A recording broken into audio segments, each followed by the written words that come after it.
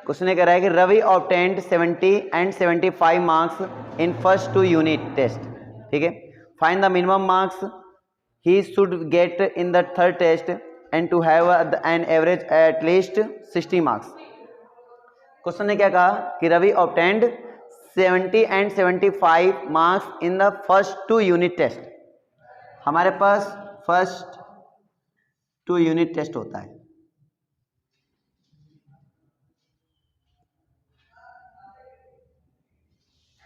ठीक है। एक 70 मार्क्स का, 75 मार्क्स का। क्वेश्चन ने क्या बोला, ऑब्टेन्ड है मतलब उसने प्राप्त किए, ठीक है। 70 मार्क्स प्राप्त किए और 75 मार्क्स प्राप्त किए किने, फर्स्ट 2 यूनिट टेस्ट में उसने इतने मार्क्स प्राप्त किए। उसके बाद find the minimum marks he should get in the third test. अब थर्ड टेस्ट में मुझे नहीं पता उसने कितने मार्क्स प्राप्त किए, लेकिन मुझे बताना है कि कम से कम मार्क्स कितने प्राप्त करे, ठीक है।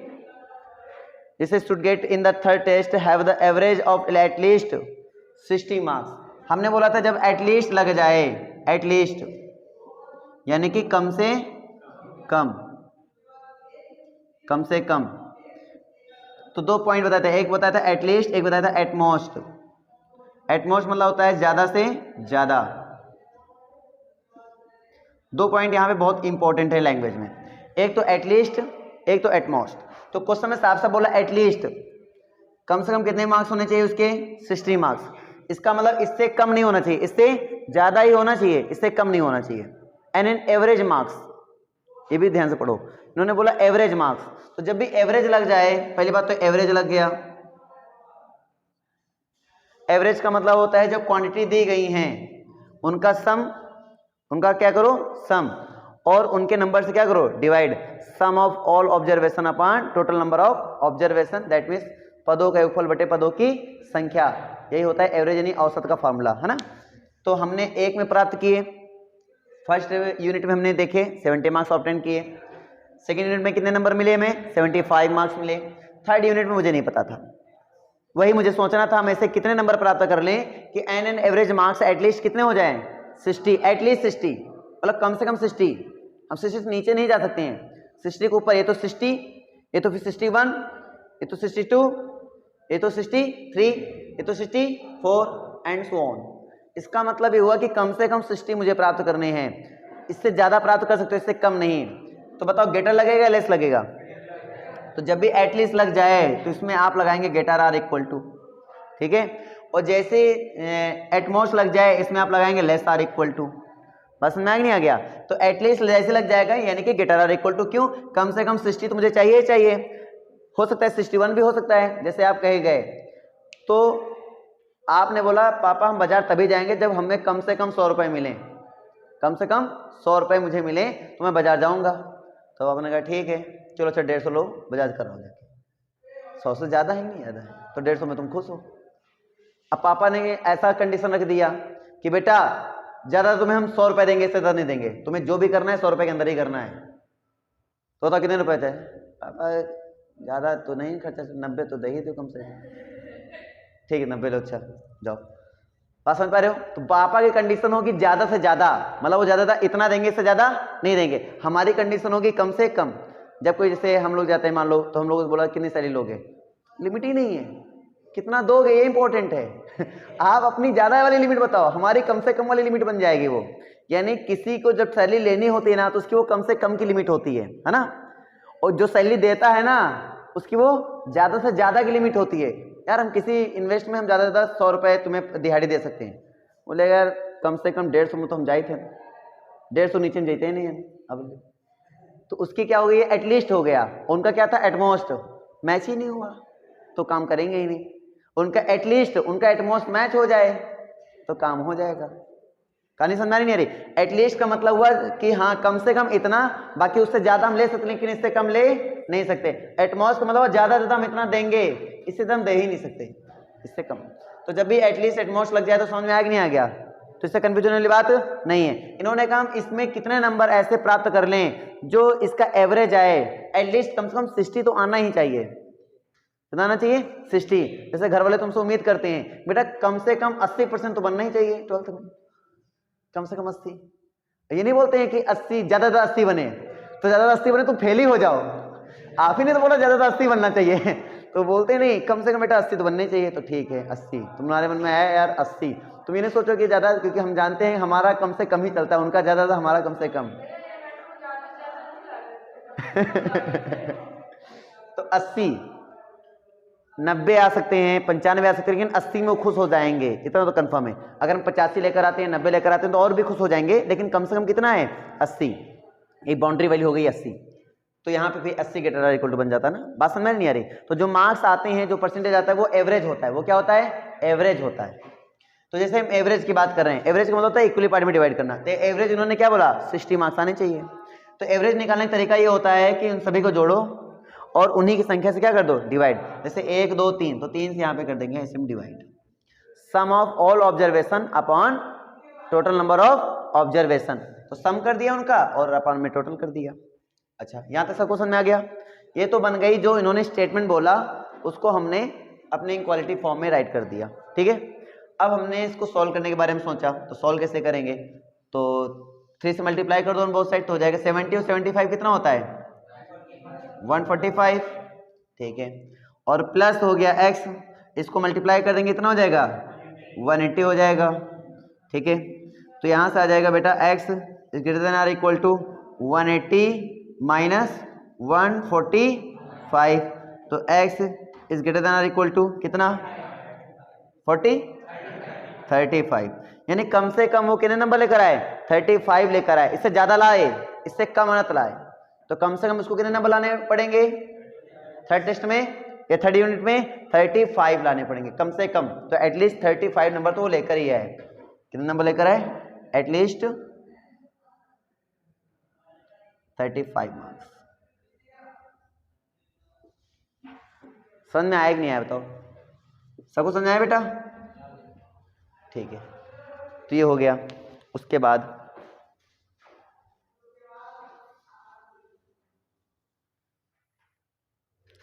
अगला क्वेश्चन क्यों चलते हैं?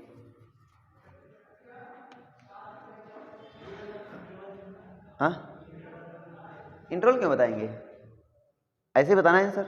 अब इंट्रोल चाहो तो इंट्रोल लिख लो, रियल नंबर के थ्रू, है ना। इंट्रोल बताने की जरूरत ही नहीं है। समझ में नहीं आया?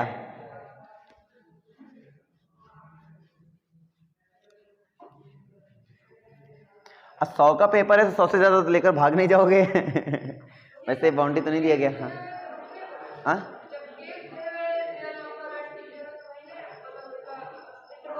नहीं इंटरवल में यहाँ जरूरत नहीं ना, हम लोग इंटरवल की नीड नहीं है यहाँ पे।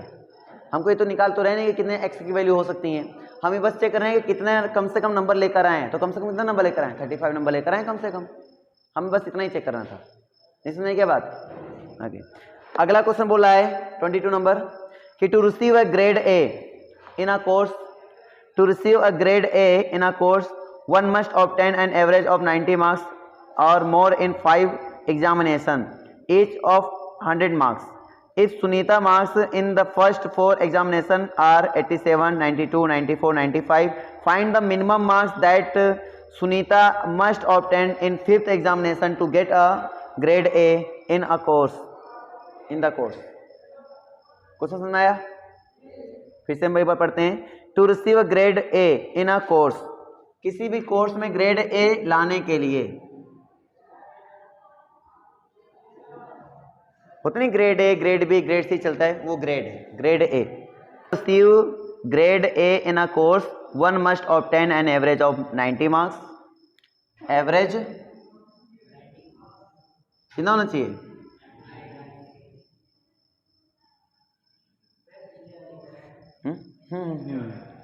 Average 90 marks.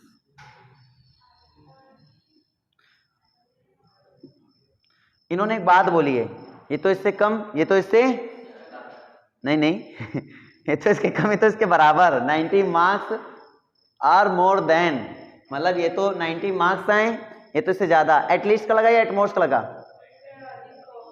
एटलीस्ट लगा ना, कम से कम 90 मार्क्स एवरेज तो आने ही चाहिए, उससे ज्यादा ही हो जाएंगे, तो एटलीस्ट लग रहा है। यहाँ पे क्या लग रहा है? एटलीस्ट। तो greater than or equal to, पढ़ते देखो, पढ़ के तुम्हें समझ में आना चाहिए ग्रेटर देन लगेगा या फिर लेस देन लगेगा, ये तुम्हें समझ में आना चाहिए बेटा। तो 5 एग्जामिनेशन ईच ऑफ 100।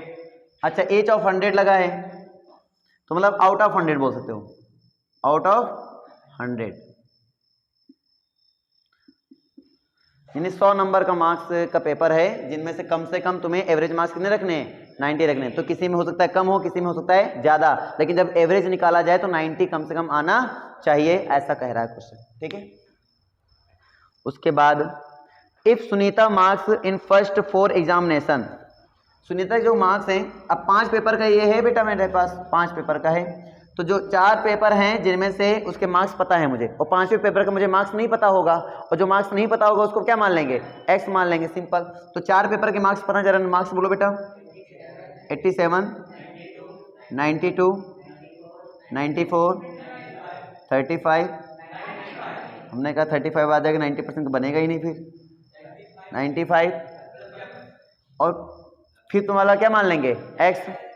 इसका एवरेज निकालना है, क्या निकालना है, एवरेज। तो एवरेज क्या होता है, sum of all observation upon number of observation. ठीक है, और ये एटलीस्ट का केस है, इसलिए ग्रेटर आर इक्वल टू कितने मार्क्स आने चाहिए, 90 मार्क्स आने चाहिए। नहीं समझ क्या बात आ गई, तो बेटा 5 से मल्टीप्लाई कर दो इसमें, 87, इसको ऐड करो बेटा, एक लोग इसको ऐड करो, एक लोग इसमें 5 से मल्टीप्लाई करो, बताओ क्या आया एडिशन करने पर, एडिशन। हाँ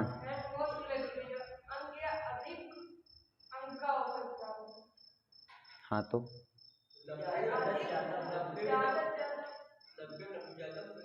इन्होंने बोला 90 या मोर देन, मतलब 90 लाओ, ये तो 90 से ज्यादा लाओ, कम से कम 90 लाओ या फिर 90 से ज्यादा नंबर लाओ, बताओ क्या बना। एटमॉस में समझते हो, ज्यादा से ज्यादा 90 लाओ, इसका मतलब कम लेकर आओ 90 से, तो ग्रेड ए के लिए कम लाना पड़ेगा क्या, 90 से नहीं, ग्रेड ए के लिए 90 है तो 90 से ज्यादा नंबर लाने पड़ेंगे, तो कम से कम 90 तो लाने ही पड़ेंगे ना। तुम्हें मेरी बात समझ में आ रही नहीं आ रही है, कम से कम 90 तो लाने पड़ेंगे ना, ये तो उससे फिर ज्यादा लाओ, तो बताओ एटलीस्ट लगा एटमोस्ट बना, अरे बोलो एटलीस्ट एटमोस्ट, नहीं समझ में आई बात भाई। उन्होंने बोला क्या, 90 या मोर बोला, ये तो 90 रहे, तो 90 से ज्यादा, तो इसका मतलब क्या रहा है, ये तो 90 है, ये तो 90 से ज्यादा, इसका मतलब यही तो आ रहा है ना भाई, कभी क्वेश्चन को ध्यान से पढ़ो, ये ग्रेटर देन का मतलब क्या हुआ, ये तो 90, नहीं तो 90 से ज्यादा, इसका मतलब ये तो हुआ। और ये कौन सा कंडीशन गया, एटलीस्ट का कंडीशन गया, समझ में आई अब, ठीक है। तो इधर ऐड किया, कितना आंसर आया, हाँ 368 एग्जैक्टली। हम प्लस का इधर लेकर, मतलब प्लस का उधर ट्रांसफर कर लेंगे, तो क्या हो जाएगा अपने पास, x greater than equal to 450 minus 368, जरा माइनस करिए बेटा, हाँ 82 आएगा, तो x is greater than or equal to 82। तो उसको जो थर्ड पेपर है ना, ये तो 82 मार्क्स लेकर आए, ये तो फिर 83 लेकर आए, मतलब से ज्यादा लेकर आए, 82 से ज्यादा, कम से कम एटलीस्ट लगा दो यहाँ पे, तो एटलीस्ट 82 आउट ऑफ 100 में कम से कम कितना लेकर आए, 82 या फिर 83 लेकर आओ, 84 जो भी है, लेकिन 82 कम से कम लेकर आओगे तो तुम्हारा ग्रेड ए मिल जाएगा। Find all pairs of consecutive odd positive integer both of which are smaller than 10 such that their sum is more than 11।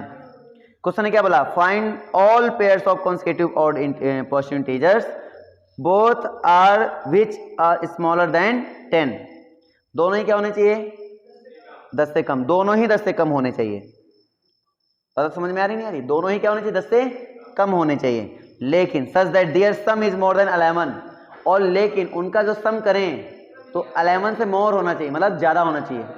ठीक है, पहला बात क्या समझ में आया, पहला केस, जब भी क्वेश्चन पढ़ो तो केस समझो। तो हमने क्या किया कि 2 नंबर लेट करने पड़ेंगे, 2 नंबर लेट करने पड़ेंगे। हम मान लेते हैं कोई फर्स्ट ऑड पॉजिटिव इंटीजर हमारे पास, फर्स्ट ऑड पॉजिटिव इंटीजर, क्या लेट कर लेंगे हम लोग, x, क्या लेट कर लेंगे x। मान लिया कि पहला जो हमारा विषम धनात्मक विषम पूर्णांक है वो x है, पहला धनात्मक विषम पूर्णांक क्या मान लिया हमने, x, कि वो x हो गया। ठीक है, अब आप ये ऑब्जर्व करो, कंसेक्यूटिव का मतलब होता है क्रमागत, मतलब लगातार क्रम से। अगर मैं एक और नंबर पे खड़ा हो जाऊं, मान लो 3 पे मैं खड़ा हो गया, तो अगला कौन आएगा? 5 आएगा। फिर उसके अगला कौन आएगा? अब तो 3 से 5 आने के लिए, जाने के लिए, 3 से 5 जाने के लिए मुझे 3 में कितना ऐड करना पड़ेगा? 2। बात समझे? और अगर 5 से मुझे 7 जाना तो उसमें फिर में कितना ऐड करना पड़ेगा? 2। इसके मतलब अगर मैं एक ऑड नंबर लेट करता हूं x, तो सेकंड वाला ऑड नंबर क्या होगा? कंसेक्यूटिव बोला ना, इसलिए x+2। अभी मत बोलना सर 2 ऐड करें तो इवन हो जाएगा, ना भैया ना। अब ऑड में इवन ऐड करोगे तो इवन नहीं होगा, वो ऑड होगा। जैसे कि 3 में अगर हम 2 ऐड करेंगे तो क्या होगा? 5 होगा। अब 5 क्या इवन या ऑड? ऑड। लॉजिक क्लियर हो रहा नहीं हो रहा है? ये चीजें तो हमें एक बात समझ में आ गई कि यहां अगर हमने ऑड इंटीजर अगर x लेट किया तो सेकंड कंसेक्यूटिव ऑड इंटीजर क्या हो जाएगा? तो अदर इंटीजर हमारा जो बनेगा अदर, वो क्या बन जाएगा बेटा? x+2। क्लियर हुआ? अब केस फर्स्ट जो क्वेश्चन दे रहा है, ठीक है, अकॉर्डिंग टू क्वेश्चन,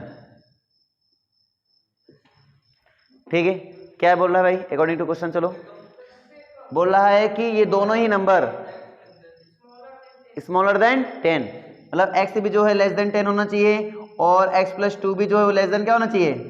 10 होना चाहिए। बस समझ में आ गया? ये बोला एंड, और क्या बोला? तो जो इनका सम होगा x और x+2 होगा वो इस ग्रेटर देन क्या होना चाहिए? 11 होना चाहिए। बोलो यहां तक समझ में आया नहीं आया? आ गया? चलिए हम इसको सॉल्व करेंगे, फिर इस केस को अप्लाई करेंगे, ठीक है। पहले हम इसको सॉल्व करेंगे, तो इनको सॉल्व करते हैं बेटा। तो x कितने हो गए? 2x+2 is greater then 11। तो कितना आ जाएगा भाई? 2x is greater then 9, x is greater then यानी 4.5। x की वैल्यू 4.5 से क्या होनी चाहिए? ज्यादा होनी चाहिए। और ये वो क्या बोल रहा है? 10 से कम होना चाहिए। तो एक केस बन गया, यहां से आते हैं, ठीक है। तो रिजल्ट यहां पे आएगा दैट इज, अब देखो x की वैल्यू 4.5 से बड़ी और इधर बोल रहा है 10 से छोटी, तो पहला तो क्लियर हो गया। फिर x+2 चाहिए, इसमें क्या कर दें? बोथ साइड 2 ऐड कर दें। क्या कर दें? 2 ऐड कर दें। जब हम 2 ऐड करेंगे तो क्या बनेगा बेटा? तो 4 में 2 ऐड करो कितना हो जाएगा? 6। तो 6.5 is greater then x+2 less than 10। तो पहला नंबर जो होगा इसके बीच में होगा, दूसरा नंबर जो होगा इसके बीच में होगा। समझ आया नहीं आया? तो आपका आंसर मिल जाएगा। लॉजिक कुछ क्लियर हुए कि नहीं हुए? तो फाइंड द पेयर फाइंड करना था। पेयर, अच्छा पेयर निकालोगे तो चलो पेयर निकाल लेते हैं। पेयर, तो पहला पेयर बताओ क्या बनेगा? 5, 7 चाहिए ना यार? हाँ 7, 9 और बस बस आए कंसेक्यूटिव भैया, वो भी तो इंपॉर्टेंट रखो। कंसेक्यूटिव मतलब क्या होता है? क्रमागत, मतलब क्रमानुसार। तो 5, 9 नहीं ले सकते हैं ना, इसलिए। अब इनको देखोगे दोनों केस फॉलो करें, ये दोनों केस ये फॉलो कर रहे हैं, तो 2 ही पेयर मिलेंगे मुझे। सबको समझ आ गया ना? ठीक है। क्वेश्चन ने क्या बोला? Find all pair of consecutive even positive integer. Find all pair of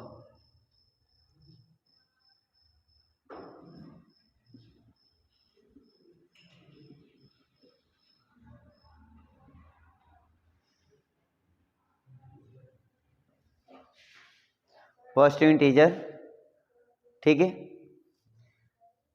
क्या बोला? Find all pair of consecutive positive integer, ये मुझे फाइंड करना है। केस अब दिया जाएगा, क्या केस दिया जाएगा? Both of which are larger than 5, दोनों ही, बोथ आर ग्रेटर देन बोल रहा है ना? Both are greater than 5 and इनका सम, हाँ बोलो। जो सम है less than or equal to, अच्छा लेस देन है, लेस देन 23, ठीक है। चलो बेटा ध्यान दो, हमें पेयर्स निकालना है कंसेक्यूटिव पॉजिटिव इंटीजर का। पॉजिटिव इंटीजर होते हैं क्या हमारे पास? 2 होते हैं, 4 होता है, 6 होता है, 8 होता है, 10 होता है ना, एंड सो ऑन। हमें क्या करना है, अंतर देखना है। कंसेक्यूटिव मतलब क्रमांक, तो अगर मैं 2 में हूं तो 4 कैसे आएगा, जब 2 में कितना ऐड कर दूंगा 2, तभी 4 आएगा। अगर 4 में तो 6 कैसे आएगा, जब 4 में 2 ऐड कर दूंगा। इसका मतलब कोई भी नंबर मैं एज्यूम कर लेता हूं, मान लो x, तो अगला नंबर कौन सा होगा x+2, कितना होगा x+2। तो सॉल्यूशन कर लेते हैं इसका, सिंपली लेट कर लेते हैं। Let first positive even integer, ठीक है, लेट कर लिया हमने कितना x, first positive even integer में लेट कर लिया x, तो अदर हो जाएगा जो सेकंड यहां लिख देते हैं, सेकंड सीधी कितना हो जाएगा x+2। ये तो कंफर्म है कि क्वेश्चन ने साफ साफ बोल दिया कि दोनों ही कि दोनों, मतलब यहाँ पे केस दे दिया गया है कि x इज लेस देन 5 होगा और x+2 भी लेस देन क्या होना चाहिए 5 होना चाहिए, कोई भी 5 से बड़ा होना नहीं चाहिए, छोटा ही होना चाहिए। ये तो समझ में आ गया मुझे, ठीक है। अब नेक्स्ट पॉइंट क्या बोल रहा है उसके अकॉर्डिंग, तो अकॉर्डिंग टू क्वेश्चन की बात करेंगे। हाँ, तो सम जो इनका होना चाहिए, नहीं इनका सम x+2 इज लेस देन 23, जरा बताइए क्या बनेगा 2x+2,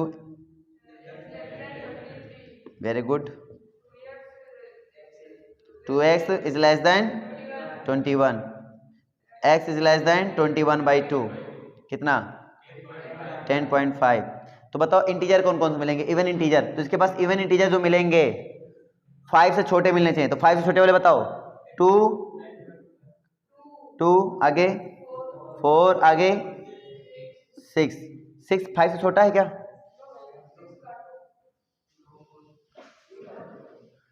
2,4। अब हमको लगता है पेयर कितने मिल जाएंगे बताओ,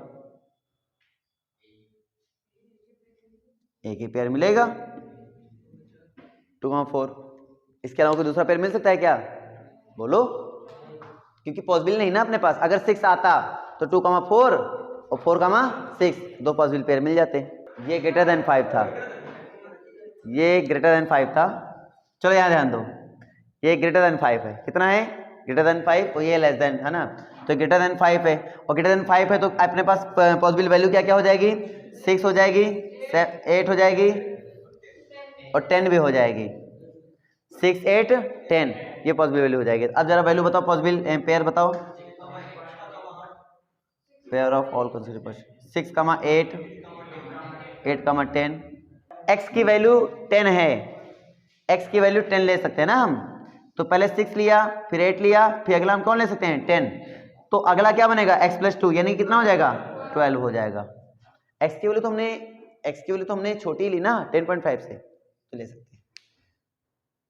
सबको समझ में आ गया, तो 3 पेयर्स बनेंगे, कितने पेयर्स बनेंगे 3 पेयर्स, कौन कौन से 6,8 8,10 और 10,12, ये 3 पेयर्स बनेंगे। नहीं क्योंकि यहाँ मिलेगा नहीं ना आगे, इसलिए। सबको समझ में आया नहीं आया, कम समझ में आया बताओ फिर से बता दें, आ गया। अगला क्वेश्चन मेरे पास चल रहा है, longest side of a triangle is 3 times the shortest side of the and the third side is 2 centimetre shorter than the longest side, if the perimeter of the triangle is at least 61 centimeter, find the minimum length of the shortest side। Question मिला 25, the longest side of a triangle is 3 times the shortest side and the third side is 2 centimeter shorted than the longest side। देखो question जो बोला है उसको समझो, एक triangle है तो अपने पास एक ट्रायंगल बना लीजिए रेंडमली, कोई भी ट्रायंगल बना लो कोई दिक्कत नहीं है, ये मेरे पास एक ट्रायंगल है, ठीक है।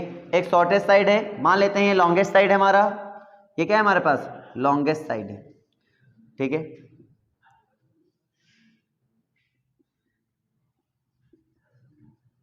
और ये हमारे पास कौन सी साइड है बेटा शॉर्टेस्ट साइड है,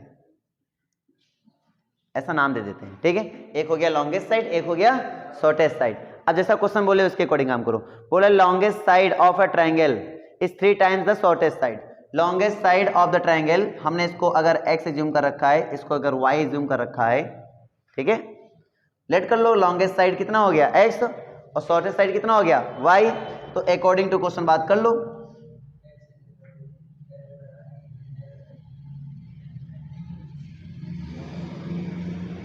क्या कह रहा है भाई, तो बोला है कि लॉन्गेस्ट साइड जो है शॉर्टेस्ट साइड का क्या है क्लियर नहीं क्लियर? 3 गुना है। फिर and third side is 2 centimetre shorter than longest side. And third side, जो थर्ड साइड हमारे पास यानी ये वाला थर्ड साइड है,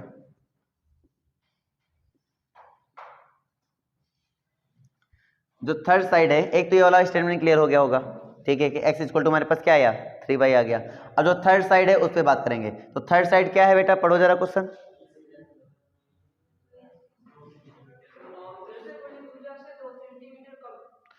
सबसे बड़ी भुजा से 2 सेंटीमीटर कम, यानी कि लॉन्गेस्ट साइड, ये नहीं कि ये जो थर्ड साइड होगा तो थर्ड साइड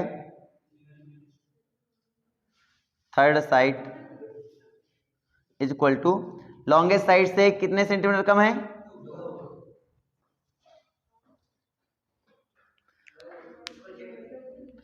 हाँ, जो भी नाम दे दो कोई दिक्कत नहीं हो, अपने हाथ में है।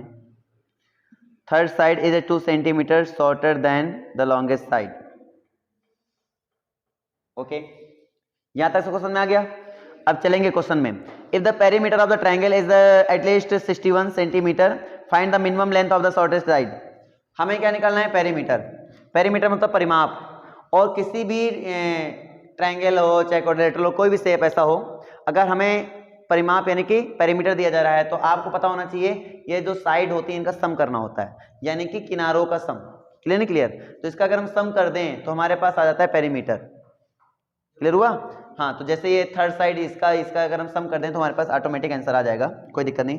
तो पेरीमीटर क्या दिया गया बेटा क्वेश्चन में?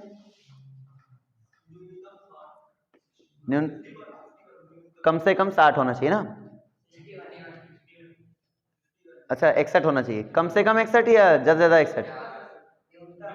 न्यूनतम, एटलीस्ट का केस लग गया, ठीक है, ये आ गया। पेरीमीटर मतलब सम ऑफ ऑल साइड, तो इसको तीनों को ऐड करना है। तो ये हो गया x प्लस वाई और प्लस थर्ड साइड तुमने बोल दिया z बोल दो, चलो हमने z बोल दिया, इसको क्या बोल दिया? z। तो plus z is greater than or equal to 61।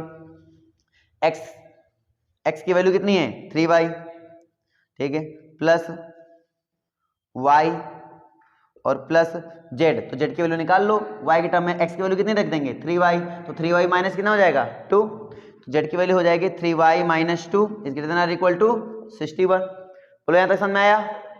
आगे बेटा अब देखें कितने y हो गए अपने पास? 3 3 6 6 7 7, तुम मिला के हो गया 7y minus 2 is greater than or equal to 61। तो यहां से क्या बन जाएगा बेटा आपका?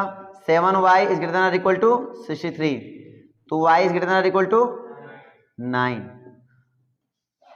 क्वेश्चन में क्या निकालना था बताओ जरा? क्वेश्चन में find the minimum length of the shortest side. देखो शॉर्टर वाली कितनी है भाई? शॉर्टर y है, तो y का मिनिमम लेंथ कितनी है? 9, कम से कम 9 है ना? तो 9 जो है आपका आंसर। थर्ड साइड बोला कि shortest side? Find the minimum length of the shortest side बेटा। हाँ शॉर्टेस्ट इसमें लिखा हुआ है, जो भी उसमें छोटी हो। यहाँ पे उन्होंने थर्ड बोला, ओ सॉरी शॉर्टेस्ट बोला, शॉर्टेस्ट हमारे पास जो भी है उसका है शॉर्टेस्ट, ये हमने माना तो यही तो होगा ना। तो इसकी वैल्यू कितनी है? 9, तो एटलीस्ट 9, ठीक है।